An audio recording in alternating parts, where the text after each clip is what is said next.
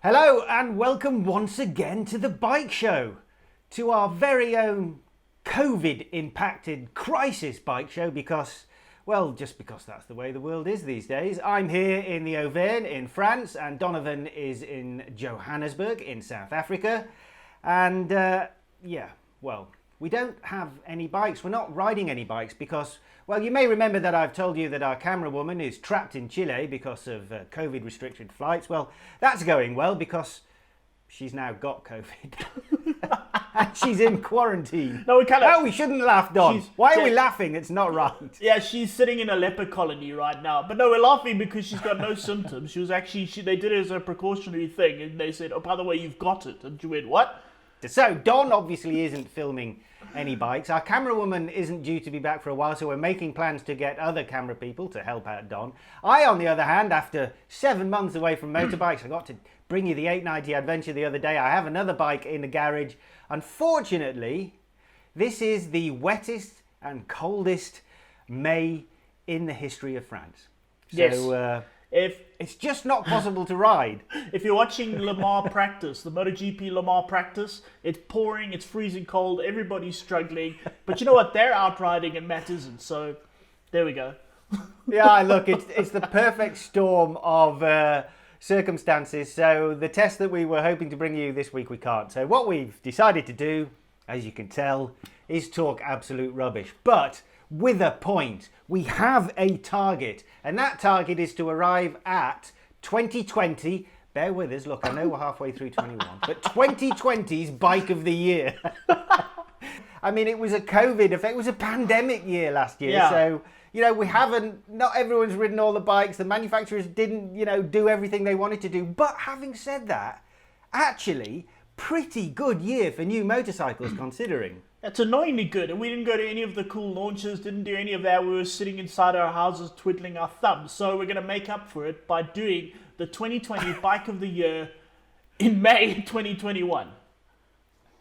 Yes. Who says COVID affects what we do? Not us. No. Well, let's quickly rattle through let's start with something that is not near either of our favourite types of bike, but cruisers, Don. I'm going to start with the Triumph Rocket.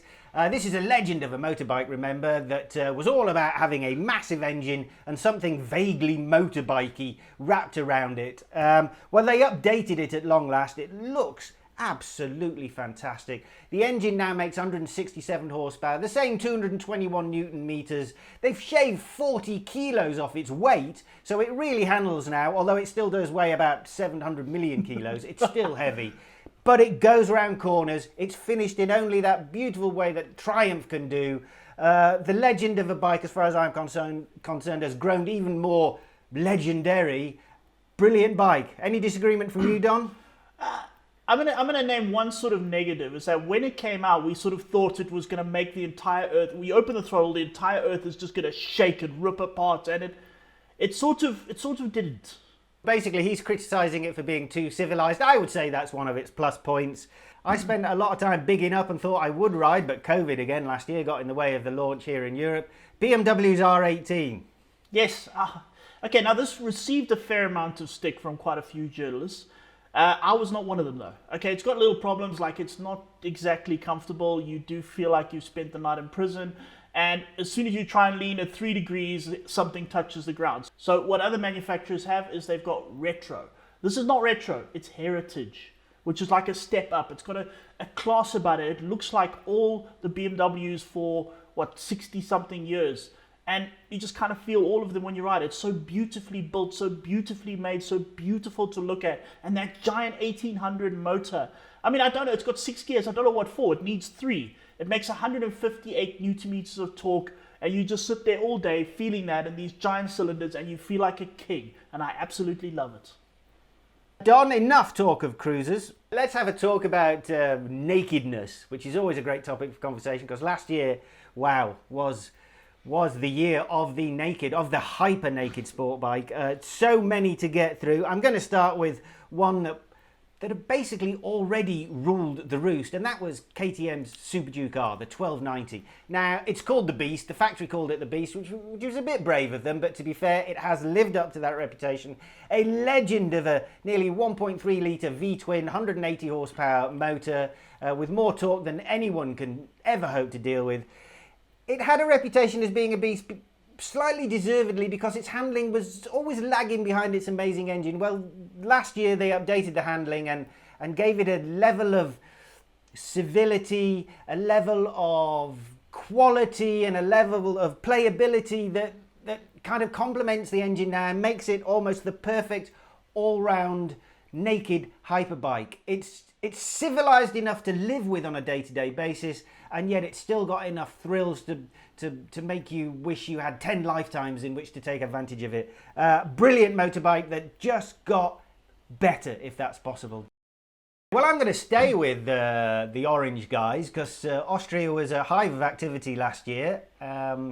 The 890R Duke. Now, this came on the back of... It's a little bit weird, and I feel sorry for anyone who's bought a 790 Duke in the last year or so, or 2 years, whether that be an adventure model or this street bike model, because it's now replaced, isn't it? I mean, good luck trying to trade in your 790 on anything these days, but there's an 890 Duke arrived, and KTM brought the middleweight sport naked sport bike out, and they brought the top version out, if you like, first, the R. So it came lathered in the best components you could possibly hope to see, in the updated 790 with bigger motor, 120 horsepower near as damn it, the perfect recipe for road riding madness. Still wheelies, still goes around. In fact, I will say that down a twisty mountain road, the 890 is actually quicker than the 1290.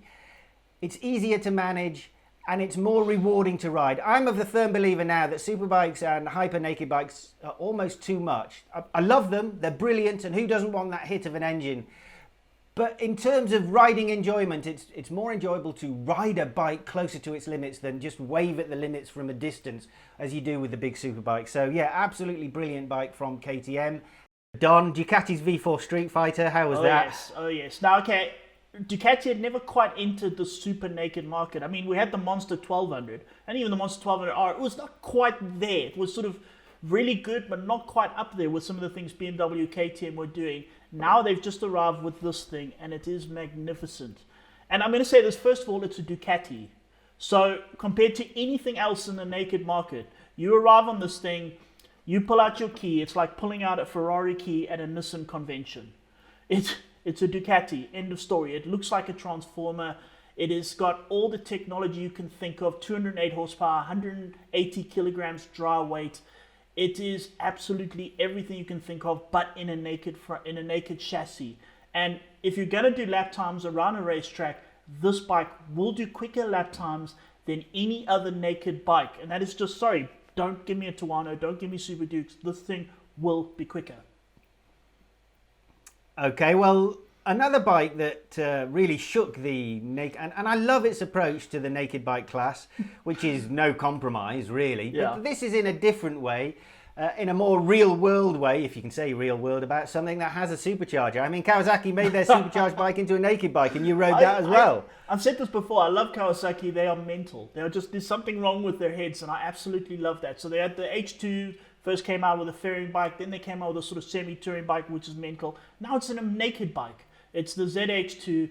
And okay, just look at this thing. I mean, if some people have said, oh, it's not very pretty. It's not supposed to be pretty. It's supposed to want to savage your liver. It's supposed to rip you open and eat your organs. That's what it's supposed to look like. It's like the alien from Predator, and it feels that way. I mean, it's 197 horsepower, 138 newton meters of torque, but those are very deceptive numbers, because when you ride it, it feels like it's about 4 million. The thing just wants to wheelie everywhere. It wants to, it's unruly, it's all over the place. Plus it has that supercharger sound every time you shut the throttle off. It's just, there's no like logic to it. It's all just brilliant. Well, there you go. Yeah, It just about leaves Don speechless. So, I mean, you can't get more of a recommendation than that. The one big sport bike newbie that you did ride, and again I was jealous, Honda's new Fireblade. At last, Honda went like we know Honda can go, massive. Yeah. When I ride that bike, I think to myself, if Marquez had told them, this is the road bike I want, this is the bike I want to practice on, when when we're off season and I want to ride this is the bike. And you get that feeling. I mean, where previous Fireblades were kind of big and sort of open, this is tiny, it's compact. I don't fit on it, put it that way. And to ride it, you've got to ride it a lot harder. You've got to be hard on the brakes. You've got to really throw it into the corners. You've got to be very aggressive. That motor has no bottom end. It's all in the top end. It's got a very close ratio gearbox. You've got to use the gears a lot. It's 215 horsepower, 201 kilograms weight. So it's a racer's bike. It's very difficult to ride. However, it's extremely rewarding when you get it right. So if you are able to ride it, if you are able to crack the Fireblade, the Dash R, you will be the fastest. You will be the king of the hill. No one will touch you at a track day. Okay, time for a quick break before we move on to talking about 2020's best adventure bikes.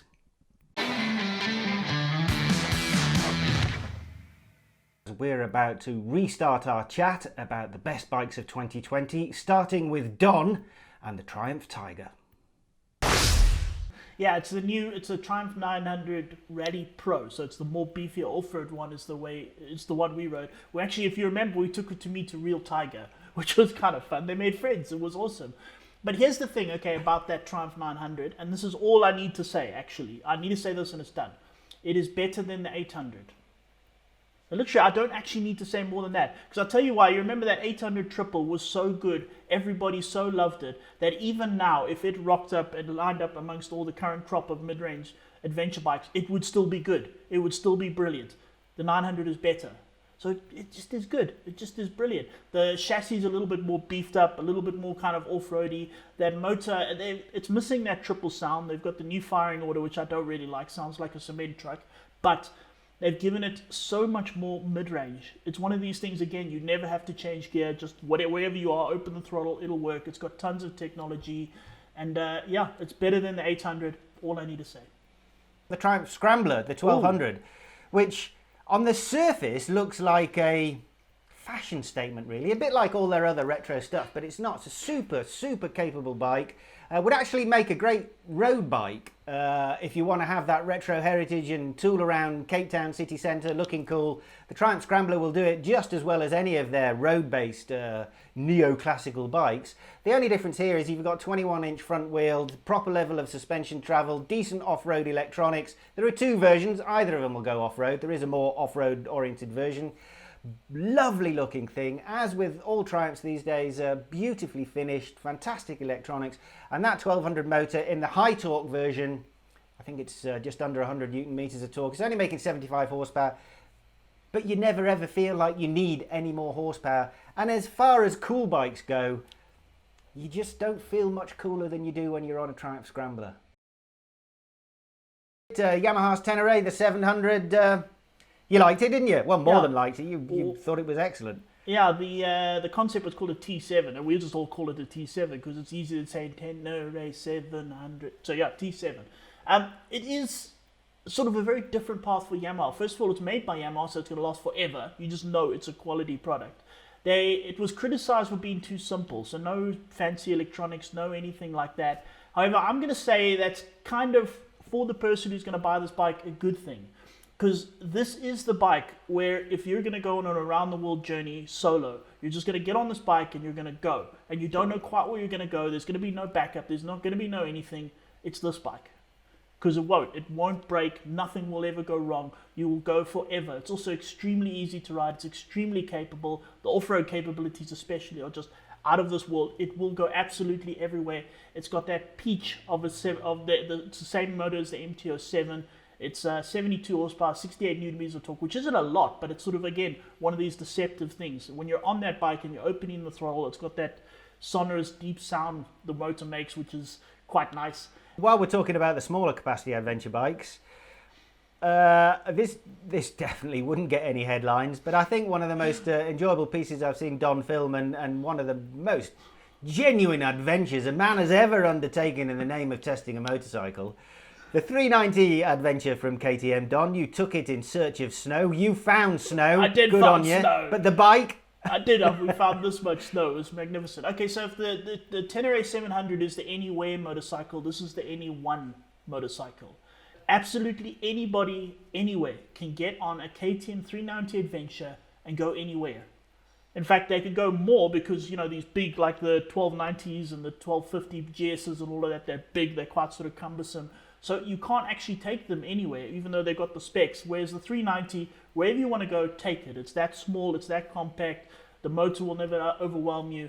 It is a go anywhere, and anyone can afford it sort of thing. It is way cheaper than anything else out there. So I absolutely loved it. And I found snow. Snow is good.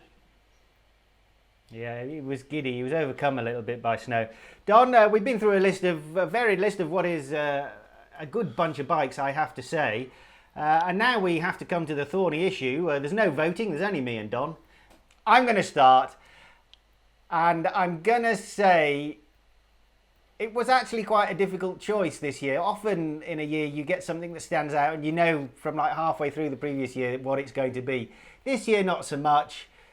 But I think I started thinking about the bikes as to which one I genuinely, cost not an option, which one am I going to stick in the garage and be happiest with? And I live in a fairly mountainous region. I'm surrounded by beautiful roads. I've even got a decent amount of trails around here. So which would I put in the garage?